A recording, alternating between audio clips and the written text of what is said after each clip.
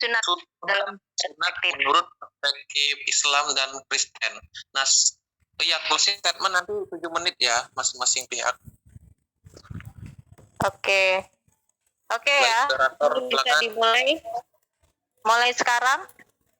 Silakan. Boleh Pak Agus, saya mau lihat wajahnya biar tertampil dua-dua di tempat saya. Sorry. Nah, ini sudah Pak. Saya mau pin dulu. Open cam Pak Agus. Iya, ini sudah. Jelek Pak. Ya namanya di kampung. Oke, silakan. Bisa dimulai dari siapa dulu? Silakan bisa dari Pak Dere dulu boleh. 5 menit. Baik, assalamualaikum warahmatullahi wabarakatuh. Salam sejahtera untuk kita semua. Puji Tuhan, terima kasih undangan dari Adinda Rosalba dan juga Islam.net Media. Boleh ada kesempatan untuk kita dialog bersama-sama pada malam hari ini menyangkut topik kita mengenai sunat. Saya bersama Pak Agus Supeno. Saya kurang begitu tahu CV-nya Pak Agus tadi seperti apa, tapi izinkan saya perkenalkan diri. Saya seorang pendeta dari Kristiani tentunya, dan Kristen Advent khususnya ya. Mungkin agama kita agak mirip-mirip dengan Islam untuk beberapa hal, tetapi pada saat ini izinkan saya untuk mewakili Kristen, tetapi dalam hal ini dapat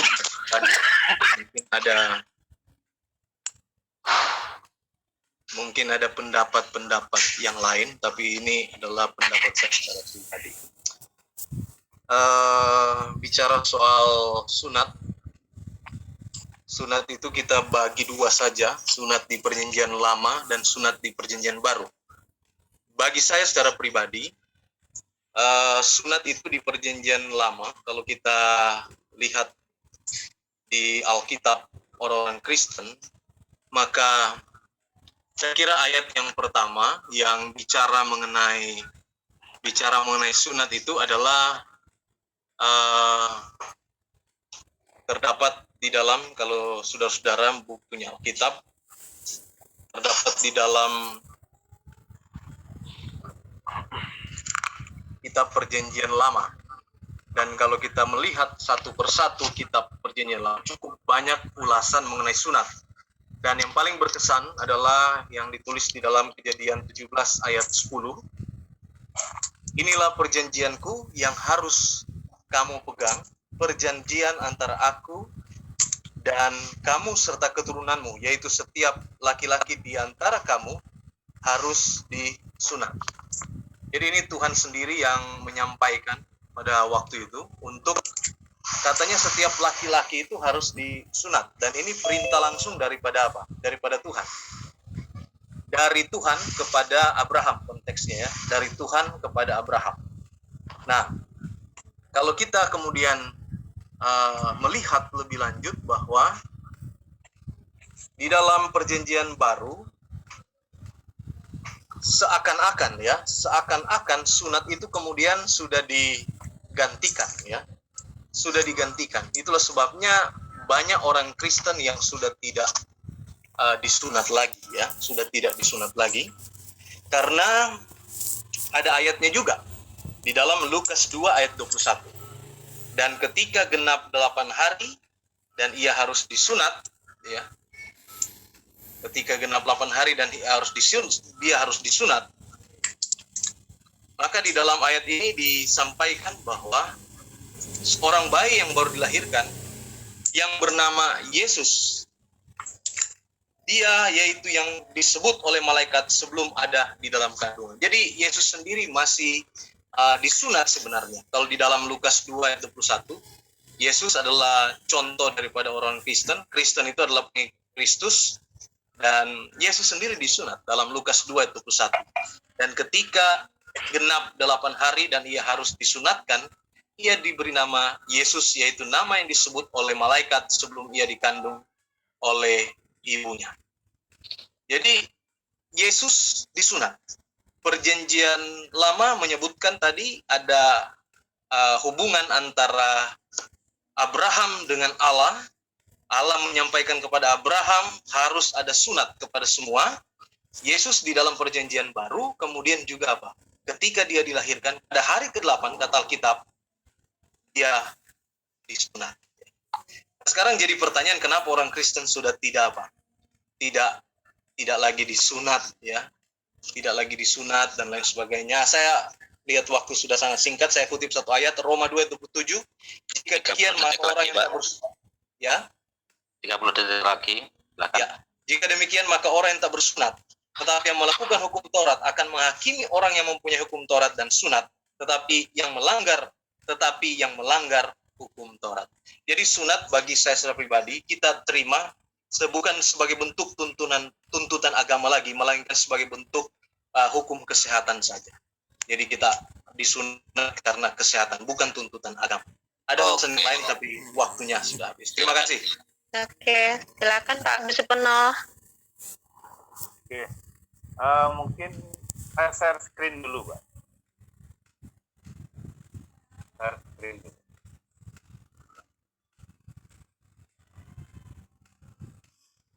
Silakan, Pak. Ya, ini dia. Ya.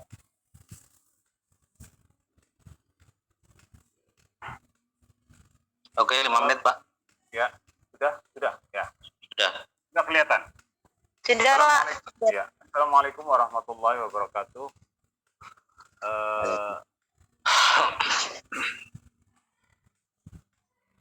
Terima kasih atas waktu yang diberikan, karena 5 menit mungkin sambutan saya. Saya perkenalkan dulu, Pak, ya. Pak Dele, nama saya Agus Supono. Ya, Suaranya agak kecil, Pak. nama saya Agus Supono. Hanya seorang aktivis kristolog saja, pakar juga tidak, akan tetapi kita biasa sudah artinya nyimak, berdiskusi, berdialog gitu dengan saudara-saudara kita yang Kristiani. Jadi ini mungkin itu untuk perkenalannya. Jadi ini untuk karena waktunya pendek, saya tidak berpanjang lebar kalam. Sunat di dalam Islam itu sesuatu yang sudah masyhur atau populer, atau boleh dibilang Pak Dale pun tahulah, umat Islam pasti bersunat, tetangga Pak Dale pasti bersunat gitu. Ya.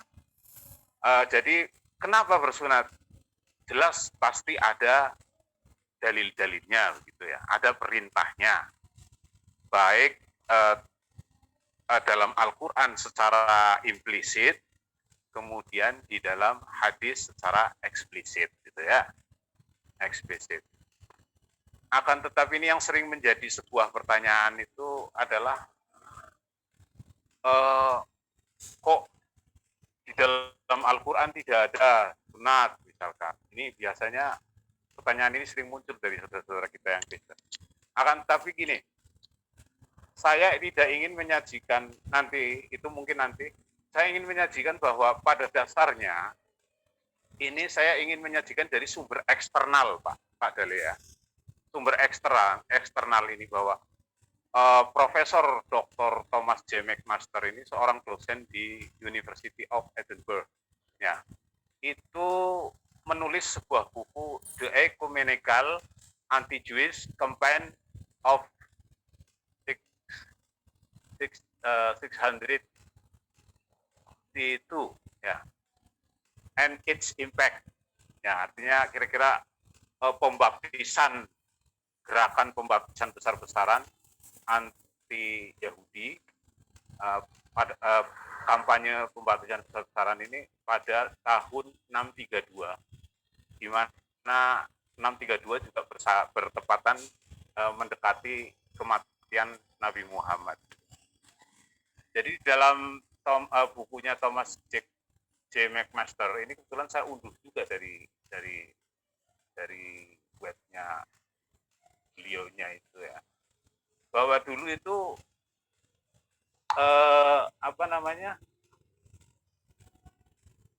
Heraklius itu bermimpi, ya, bahwa Heraklius itu bermimpi kerajaannya dikalahkan oleh orang-orang bersunat. Ya. Nah, pemahaman Heraklius yang dimaksud orang-orang bersunat karena mereka itu lebih dekat negerinya itu dengan Yerusalem, dan masyarakatnya juga komunitas Yahudi, maka pemahaman Heraklius itu adalah yang dimaksud adalah orang-orang Yahudi, ya. Nah, sehingga berbagai diskusi itu dengan para kerajaan bawahnya, ya, seperti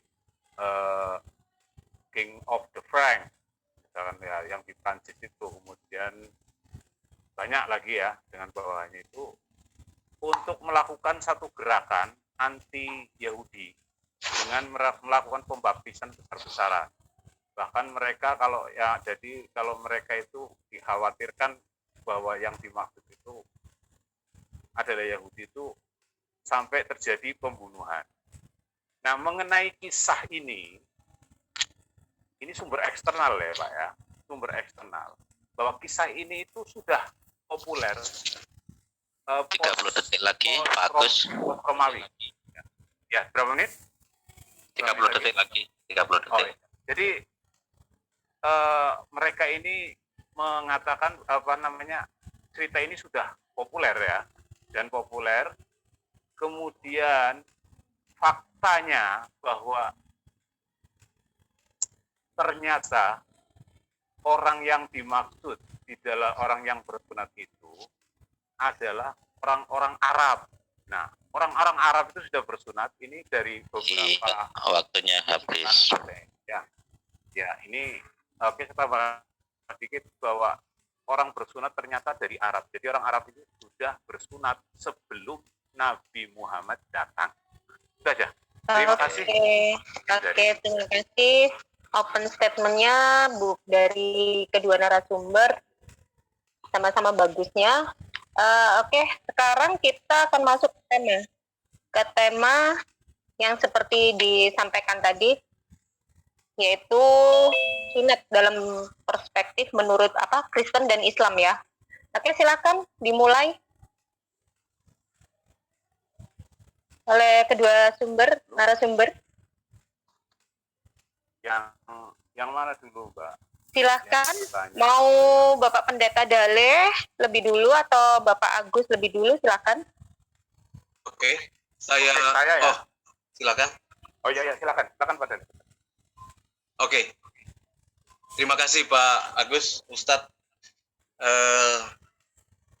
Saya tadi mengharapkan ada sumber yang bersifat internal dari Quran sehingga kita boleh tahu, tetapi rupanya cara eksegesis Bapak pakai sumber eksternal.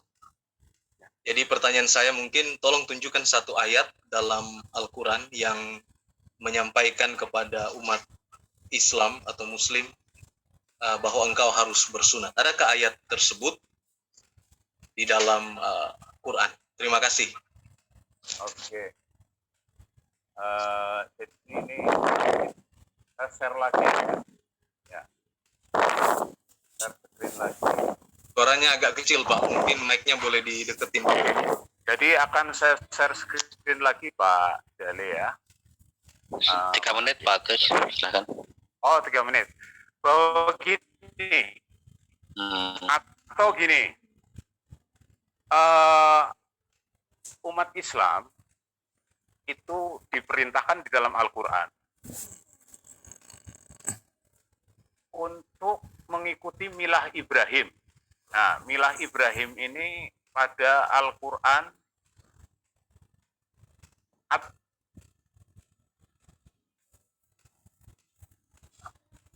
milah Ibrahim ya.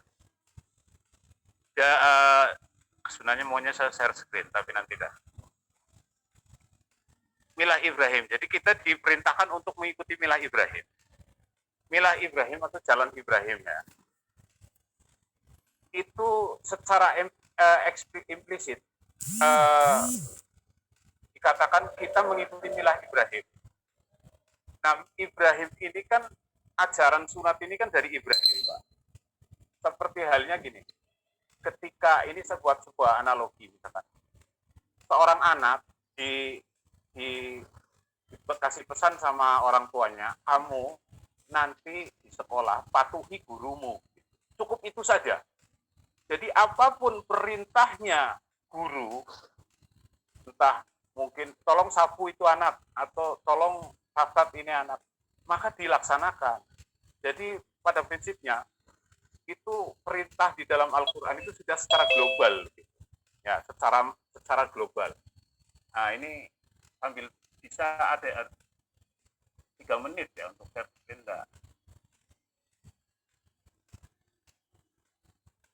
Nah ini dia. Al-An'am 161. Katakanlah sesungguhnya. Nah, sesungguhnya itu katakanlah Allah perintahkan kepada Muhammad. Sesungguhnya aku telah ditunjuk oleh Rabbku, oleh Tuhanku, ya, kepada jalan yang lurus, yaitu din yang benar, agama yang benar, milah Ibrahim yang lurus, dan Ibrahim bukanlah termasuk orang-orang yang musyrik. Nah, itu kira-kira begitu Pak. Artinya itu bukan kira-kira lagi, itu kepastiannya bahwa kita kalau di dalam Al-Quran itu perintahnya itu sudah secara menyeluruh. Yang tadi saya buatkan sebuah analogi bahwa anak kalau pergi ke sekolah, kamu nanti di sekolah patuhi gurumu. Nah, 30 detik lagi Pak. jadi itu penjelasan dari saya Pak Dale ya. Oke. Itu terima kasih Pak. Ya, saya menanggapi boleh? Sebentar, silakan. Bentar. Oh. Silakan 1 menit buat Pak siapa? Pak Agus untuk bertanya. Silakan Pak Agus. Oke. Ini saya tertarik sekali dengan pernyataan Pak Dale tadi mengatakan bahwa ya sunat itu bagi kami itu hanya untuk kesehatan saja. Ya. Artinya begini, seandainya sunat apapun alasannya, nah ini kan saya mau kutip dari Galatia 52 Pak ya. Apapun alasannya. Artinya di surat di dalam Bible itu sudah Singkat Pak, 30 detik lagi. Ya. Galatia 52, sesungguhnya aku Paulus berkata kepadamu, jikalau kamu menyunatkan dirimu, Kristus sama sekali tidak akan berguna bagimu. Artinya, nah ini kalau dalam perspektif saya, kalau orang yang sudah tidak bersunat, ya tidak usah sunat. Kecuali bagi orang yang sudah bersunat. Langsung ke pertanyaan Pak. Jadi bagaimana pandangan Pak Dale dengan pernyataan dari Paulus pada Galatia 52 itu? Terima kasih. Baik Pak, saya terima kasih pertanyaannya. Ini Galatia 52 ini kita jawab dengan surat Paulus yang lain ya. Surat Paulus Ini yang lain. ada suara noise nafas ya. Siapa tolong di-mute para partisipan. Silakan Pak Dale. Oke, 3 menit untuk Pak Dale. Oke. Saya boleh share screen? Silakan. Pertanyaan Pak Agus. Ya. Silakan. Saya jawab dengan ayat dari Paulus juga di dalam Roma 2 ayat 29.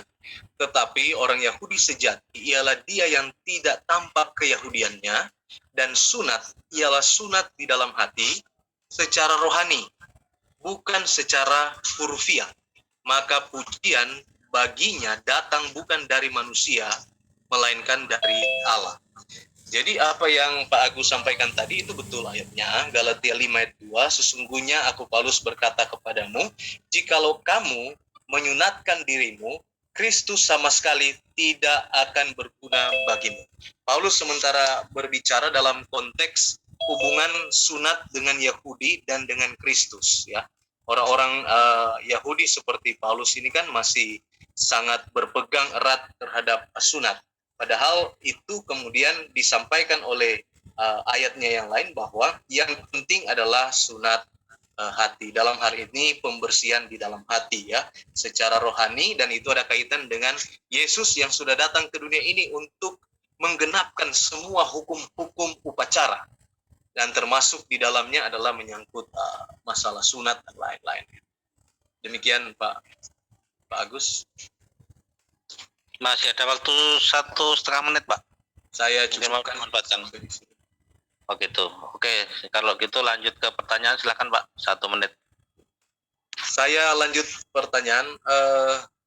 Tadi saya belum dapat ayat di Quran yang menyebutkan umat Muslim harus disunat. Itu saya pengen tahu karena tadi kalau saya tidak salah dengar, saya tidak salah tangkap, Pak Agus hanya menyampaikan itu perintah mengikuti ajaran. Mungkin tolong di share screen, terdapat di tulisan mana. Monggo Pak Agus. Screen aja ya. Kebetulan ini adanya di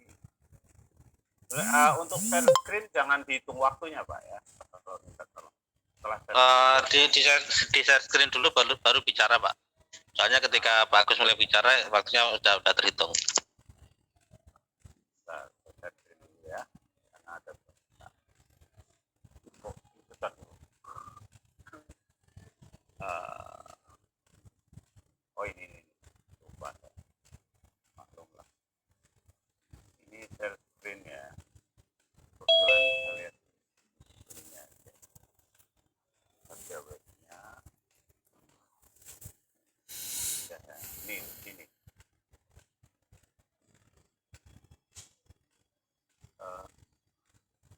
Ini kebetulan Milah Ibrahim. Ini ayatnya. Kebetulan sudah ada ringkasan tentang Milah Ibrahim. Al-An'am ini Pak ya. Sudah? Sudah Pak. Silakan. Sudah saya. Ini. Ya, ini ayatnya. Bahwa umat Islam itu jadi milahnya Muhammad itu sama dengan milahnya Ibrahim. Ya. Sesungguhnya aku telah ditunjuk oleh Rabbku kepada jalan yang lurus, yaitu agama yang benar, milah Ibrahim yang lurus, dan Ibrahim bukanlah termasuk orang-orang yang musyrik. Artinya, ajaran-ajaran apa yang sudah diajarkan oleh Ibrahim itu dilanjutkan oleh Nabi Muhammad.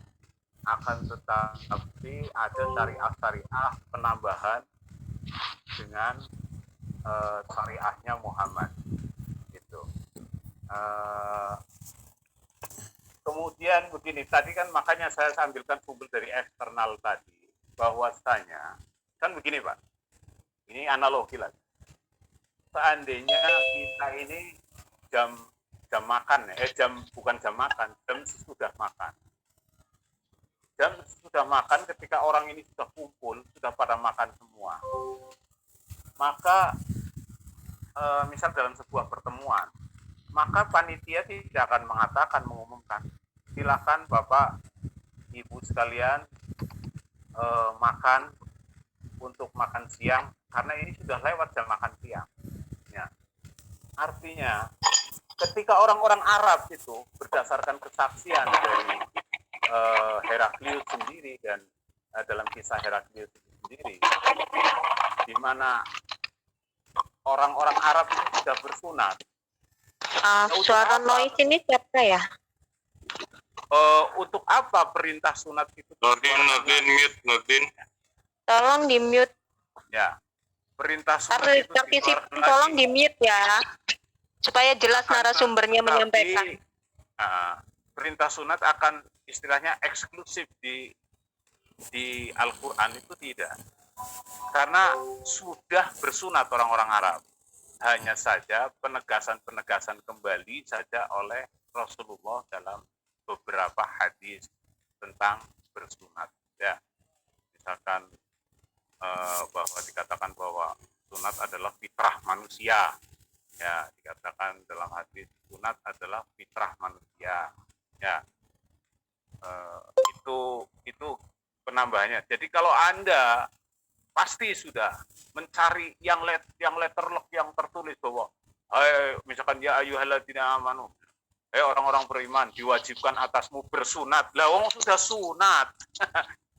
Artinya 30 detik lagi.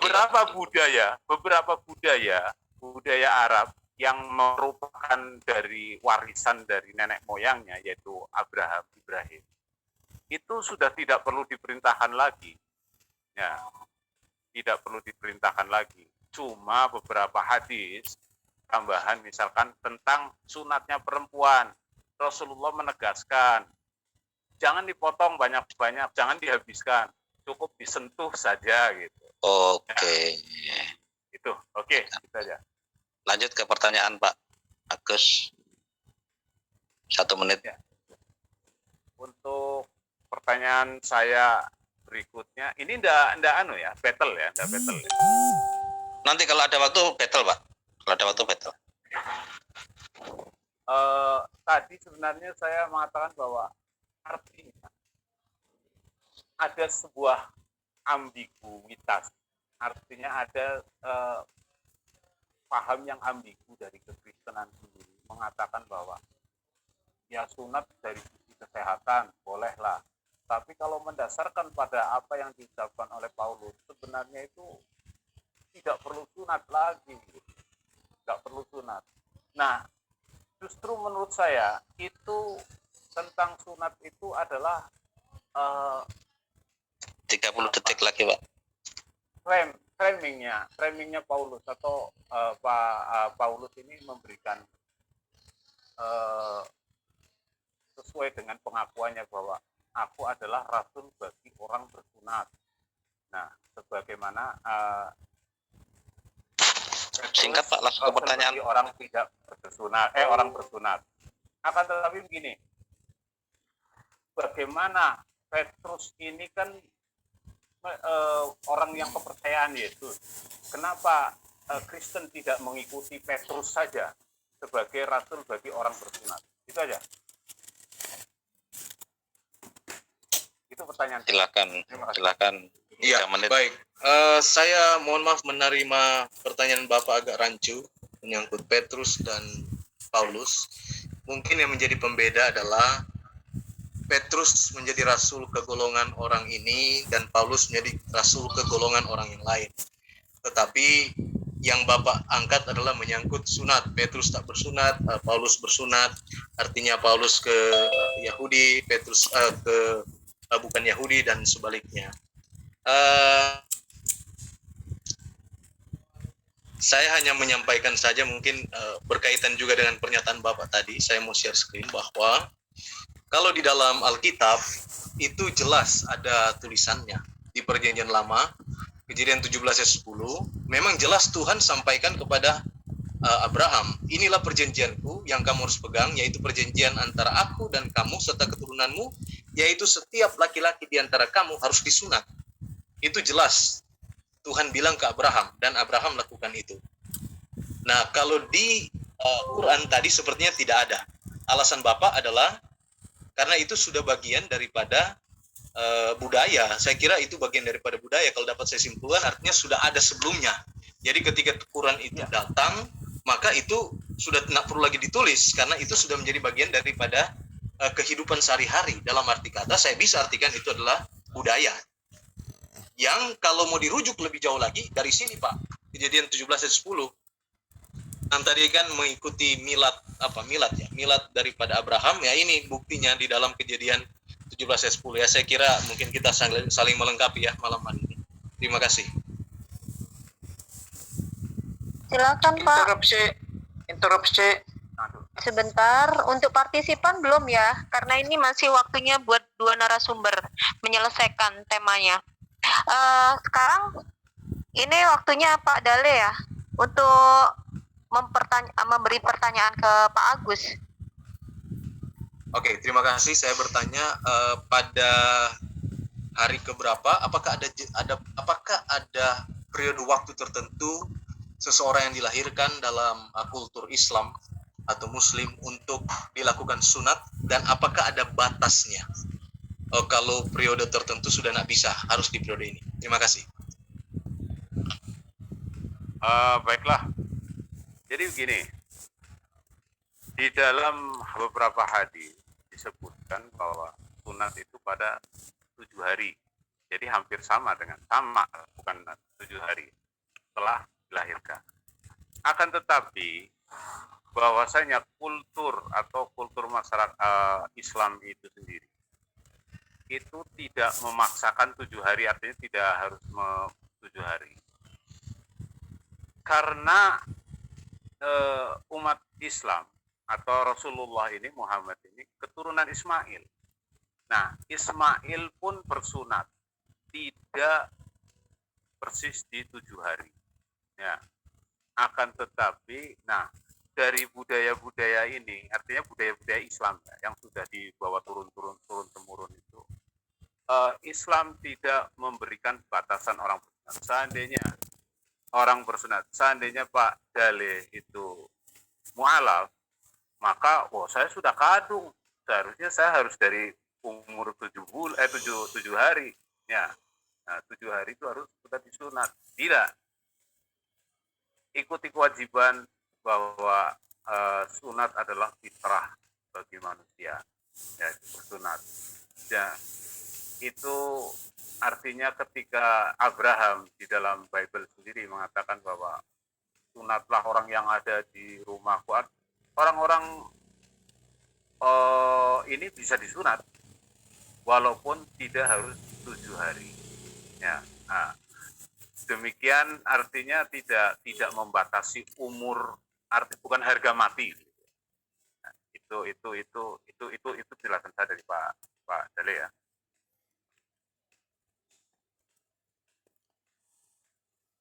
Terima kasih. Halo. Oke, sudah Pak Agus? Sudah cukup. Sudah cukup. Bapak Agus bisa memberikan pertanyaan lagi? Ini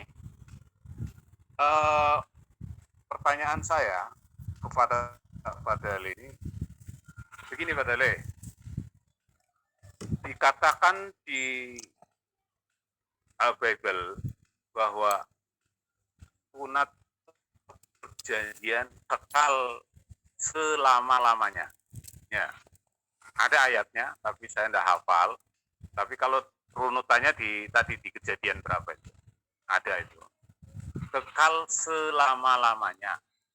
Nah, bagaimana menurut pemahaman Pak? Nah, pemahaman Pak Dale. Kalau dalam pemahaman saya, kekal selama-lamanya itu ya sampai nanti hari kiamat. Itu perjanjian itu. Akan tetapi saya ingin tanya pemahaman dari Pak Dale sendiri tentang Pak Pendeta Dale itu tentang kekal selama-lamanya itu dipahami oleh Kristen itu seperti apa? Oke, itu aja pertanyaan. Oke, lanjut Bapak Dale. Terima kasih Pak Agus atas pertanyaannya. Saya memilih tidak menanggapi karena Bapak tidak menyebutkan itu di ayat mana dan di mana tepatnya. Tetapi mungkin izinkan saya menanggapi saja menyangkut kekal selama-lamanya. Di Kejadian apa ya? Di Kejadian berapa Pak? Ya, saya menanggapi saja yang kekal selama-lamanya karena saya tidak mau berdiskusi hanya katanya. Lebih baik mungkin tunjukkan lalu kita bahas. Saya memilih saja begini untuk menanggapi arti kekal selama-lamanya. Kekekalan itu milik Tuhan dan hanya Tuhan yang bisa kemudian menentukan batas daripada kekekalan itu. Mantap. Jadi ketika Tuhan berkata selesai, oke, selesai. Kalau Tuhan belum berkata apa-apa, berarti itu masih terus berlanjut entah sampai kapan. Itu adalah urusan daripada Tuhan dan Tuhan yang akan menentukan batas akhir daripada kekekalan itu. Ataupun kalau kekekalan itu sifatnya akan berhenti, Tuhan yang akan menyampaikan. Terima kasih. Oke, simple. Jawabannya Bapak Dale. Untuk pemegang timer, maaf bentar, saya potong. Pemegang timer, ini waktunya berakhir di pukul berapa? Jam 22. Maksudnya ini tadi kan tema sesinya, durasinya 1 jam untuk kedua narasumber. Lalu Kira tinggal 5 menit lagi. ya. Ya, jam 9. Ya, Mbak. 1 jam kemudian silakan diskusi yang lain. Iya, untuk partisipan dan audit. Oke, silakan. Kalau gitu ini masuk ke siapa ini? Ke Bapak Agus atau Bapak Dale? Saya closing statement aja. Oke.